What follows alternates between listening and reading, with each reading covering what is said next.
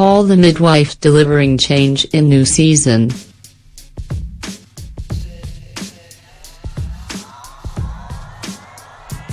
Although the members of the non-Knittis house community and Call the Midwife are not related, they are still very much a family. Heidi Thomas, the creator of the hugely popular British drama about the midwives working out of non-Knittis house in Poplar in the East End of London during the early 1960s, thinks that this is the secret of the show's success. In addition, it is very much the central theme of the 7th season, which begins this week. The 55-year-old writer, who has also written Cranford, Upstairs, Downstairs, Ballet Shoes and Lilies, observes that one of the things people seem to really love about Call the Midwife is that it's centered on a family in non-Knittis house. Slums are being cleared and replaced with audacious new tower blocks to house rapidly changing communities. The midwives' work forces them to confront several difficult issues, from leprosy and strokes to cataracts and unmarried mothers.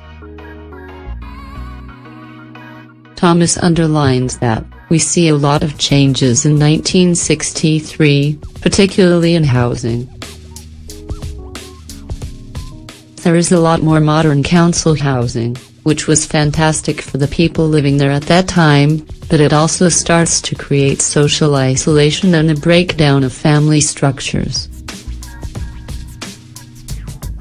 People were moving out of the East End, and instead of living next door to your mum or across the street from your aunt, you perhaps were not physically related to your neighbors.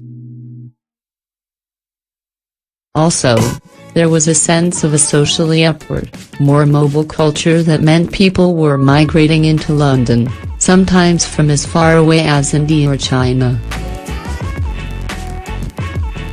One of the major changes in Season 7 of Call the Midwife is the arrival of the show's first West Indian midwife, Lucille Anderson, played by Lenny Elliott. She comes from the West Indies to work at non-Knittis house.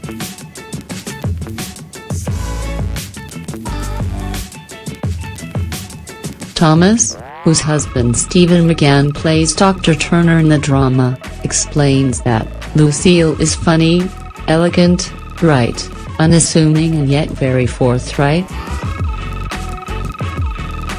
She represents a whole generation of really fantastic young women who came at the behest of the British government from their homes in the Commonwealth to train as nurses in Britain. They were hugely needed, passionate about the work they were doing, but, sadly, they didn't always receive the welcome here that they should have had a right to expect. While Lucille receives a warm welcome from the non-Knittis community, we do deal with the harsher realities of being a young, black woman in white British society at that time. Another major strand in this run of Call the Midwife is how Trixie is dealing with her alcoholism. Thomas muses that, "I've loved writing the character of Trixie.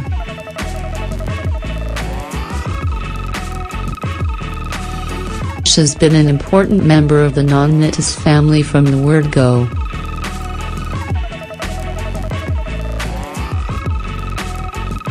Her journey has become complicated by her alcoholism and it's affected her personal relationships.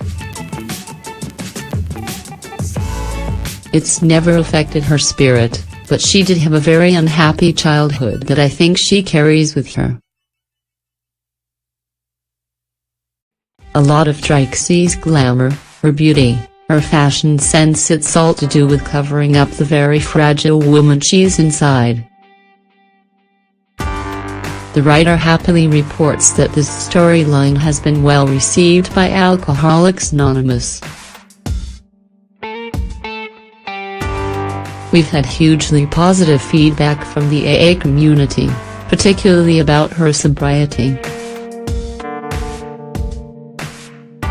We continue to liaise with the AA about her journey.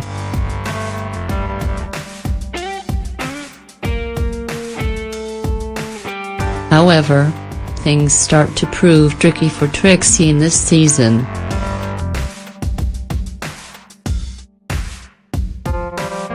Thomas reflects that, "We decided it was time to challenge Trixie, as we felt it wouldn't be realistic if she never stumbled on that path," and Helen once again gives a tour de force performance in the role. We discover something a little more about Trixie, about her hunger for love, and how even though she's met this gorgeous, funny, respectable dentist, he comes with baggage.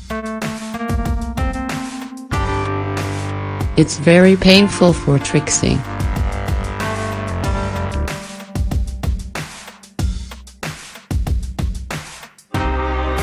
But the path of true love doesn't run as smoothly as we would like.